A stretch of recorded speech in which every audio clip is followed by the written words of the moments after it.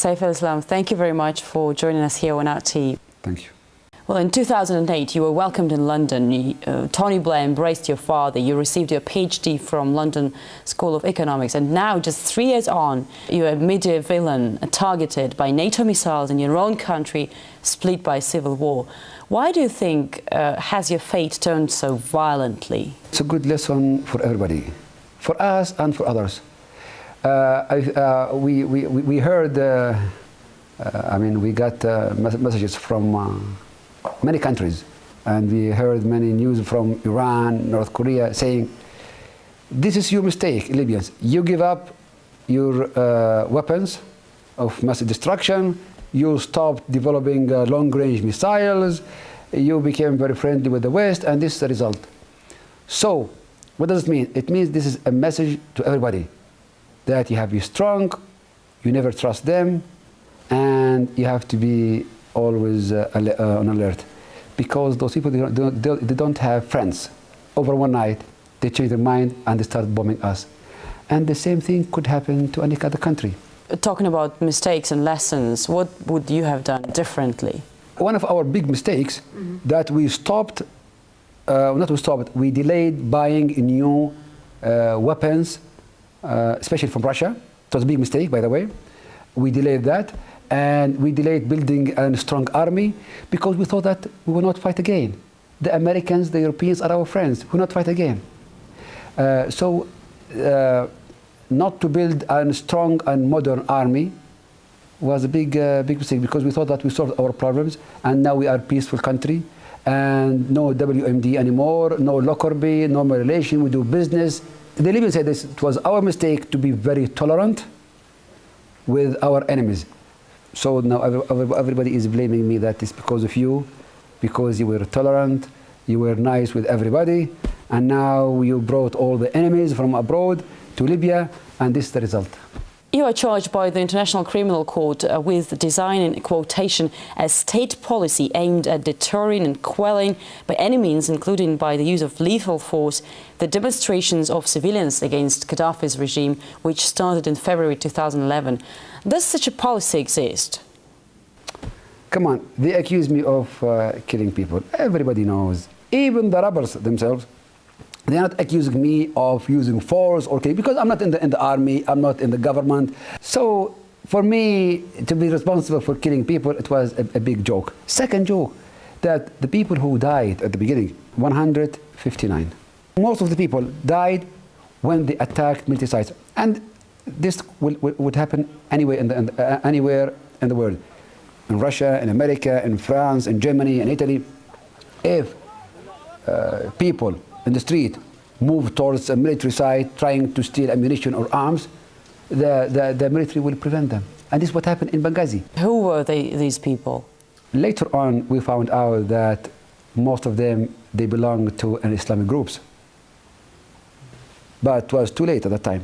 Direct question, did you or your father order the army to kill protesters? Of course not. This number one, no. Second, my father called the General Abdel Fattah. He's in Benghazi now. He's one of the leaders of the rebels. He called him, and I called him. And the calls are recorded. We told him many times, don't use the force with people. He told us, but they are attacking the military sites. It's a very difficult situation. Who did order? Nobody ordered. Nobody. The guards fired. That's it. They fired at the guards were surprised by the attack of the people, and they start firing. They don't need the order to defend themselves and to defend their barracks and their camps. What's the purpose of this warrant when NATO is already trying to kill your father? This court is a Mickey Mouse court. The sentence against us is already there. Is the capital punishment. So they decided to kill me and to kill my father, and they did kill my brother, and they destroyed my house. So the decision is made to execute you. So now you are talking about arrest me. I mean, 3 months ago you decided to kill me. And you are after me every day. You are trying to find me and to kill me every day, and my father. So, this is number one. Number two, just to tell you that it's a fake court. Under the table, they are trying to negotiate with us a deal. They said, if you accept this deal, we will take care of the court. What does it mean? It means the court is controlled by those countries which are attacking us every day. It's just to put a psychological and political pressure on us. That's it. You say NATO is trying to kill you, right? Today I was swimming and fishing because it was very hot and we went to the beach. Oh, really? So we are in our country, enjoying our life, fighting for our country, living with our people. If we live in our country with our people. If we die, we go to heaven. So what? NATO is bombing Libya, and the Libyan government says that more than 900 people have been killed since the beginning of the operation in March, while NATO has only admitted 9 civilian deaths. NATO destroyed our house in the middle of a residential area. Small house, surrounded by many houses. People are living there. There is a small school next to them. They bombed that house with 4 missiles. They killed my brother. He young, civilian. He had nothing to do with the war, with politics. He was studying in Germany. Because of the war, he came back to Libya. He was there, sleeping. They killed him. What NATO said, we bombed a command and control center. What command and control center? So it was 2 bedrooms, kitchen, living room, small house. Just to give you an example from my family, let alone many other examples. 1 week ago, they hit the house of a friend of my father. Killed the whole family. The wife, pregnant, died. 2 young girls, all of them died. And he said, again, we are hitting a military site. A pregnant wife with her kids. They are controlling and commanding Libyan troops. Come on. It's very silly. It's very funny. Shame on them. They have one target. This country is a piece of cake. Rich, full of gas, oil, and we have more than $100 billion deposits abroad. So we have to share this cake. That's it. And we have to get off Mr. Gaddafi because he's the only obstacle between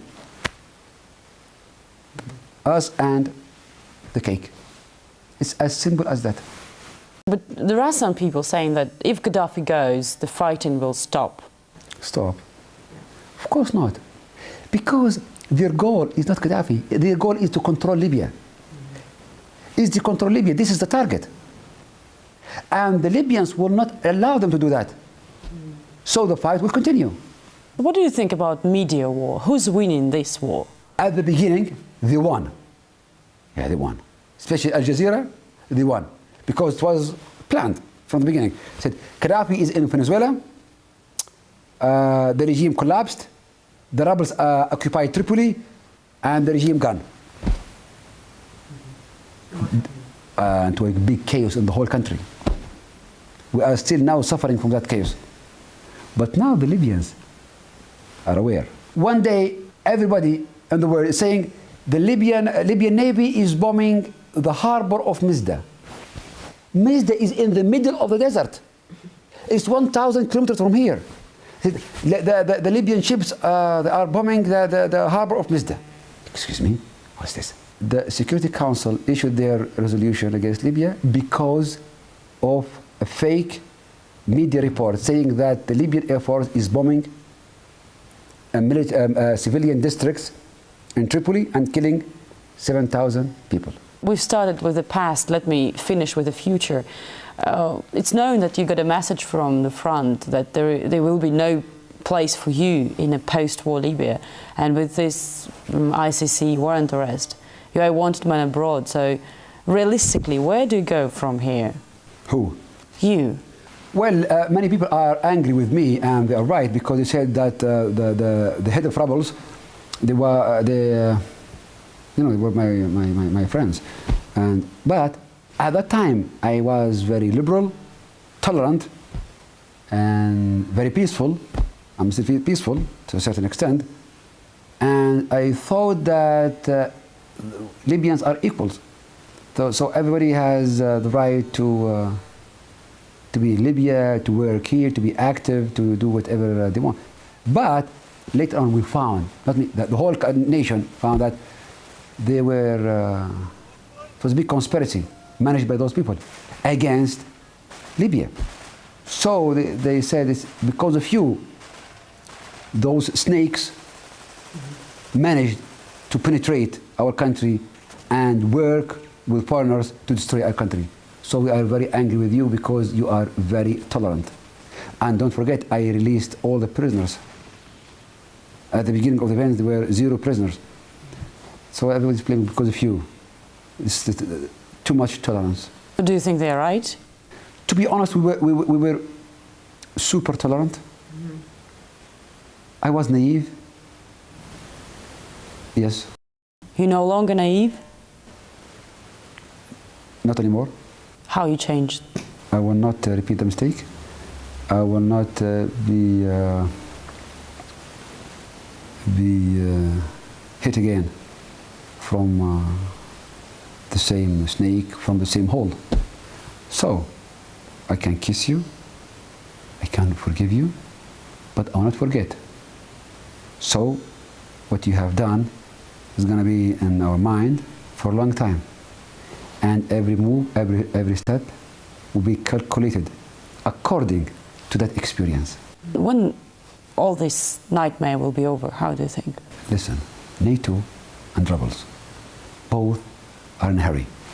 They want to finish as soon as possible because they are hungry, they are tired, they want to share the cake. Mm-hmm. It's like, for them, Libya is like fast food, like McDonald's, fast. Because everything should be fast.